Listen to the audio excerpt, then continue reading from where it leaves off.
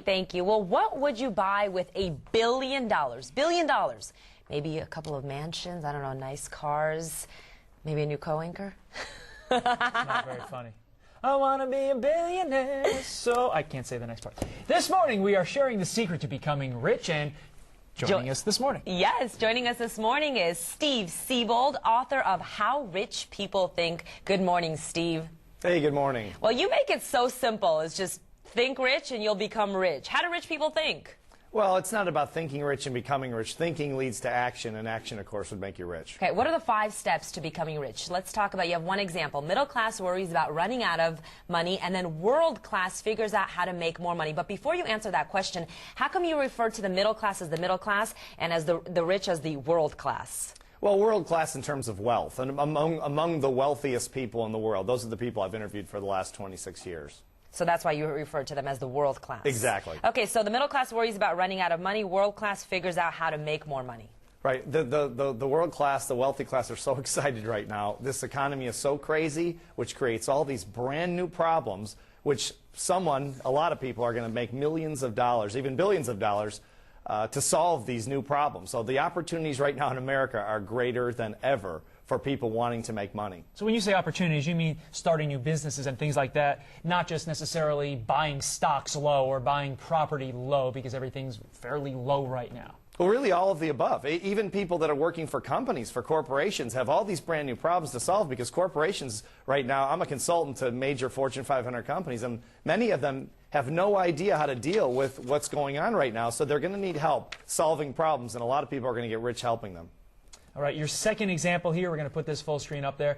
Middle class, they see money through the eyes of emotion. The world class sees money through the eyes of logic. Explain that one. Well, we're not really taught how to deal with money in school, of course, and it's too bad, especially when it comes to logical thinking versus emotional thinking. So, for example, the middle class, the average person plays the lottery. 65% of the American public plays the lottery. Half of those people say they expect to retire from their winnings. Now, if that's not emotional delusion, I don't know what it is. All right, but wealthy people don't do that. Are you a millionaire, and how do you know how these rich people think? Yes, I am a millionaire, but I've interviewed people for 26 years that were millionaires, and that's how I learned how to do it, and that's where the research has come from. One of the chapters in this book that I found interesting was, it says, middle class loves to be comfortable, world class is comfortable being uncomfortable. Well, that's so great for right now, because yeah, the wealthier are used to being in situations like the economy is right now, where there's turbulence, where it's a permanent whitewater economy. And I don't think it's ever going to change again, probably not in any of our lifetimes. So they're comfortable with chaos, and out of chaos comes wealth. Is there one tangible takeaway tip that you would give our viewers? Obviously, you know, they should buy the book to get all the tips. But is there one thing that you can give us? Oh, absolutely. Learn how rich people think. Get around them. Associate with them. Go to their seminars. Buy their programs. Associate with them any way you possibly can at the country club. Get introduced to wealthy people. Any way you can get around their consciousness, because as Einstein said years ago, consciousness is contagious. It will rub off on you.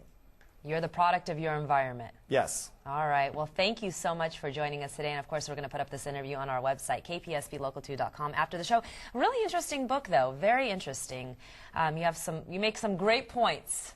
Thank you. Thanks for having me. You're welcome. Well, are you thinking about giving a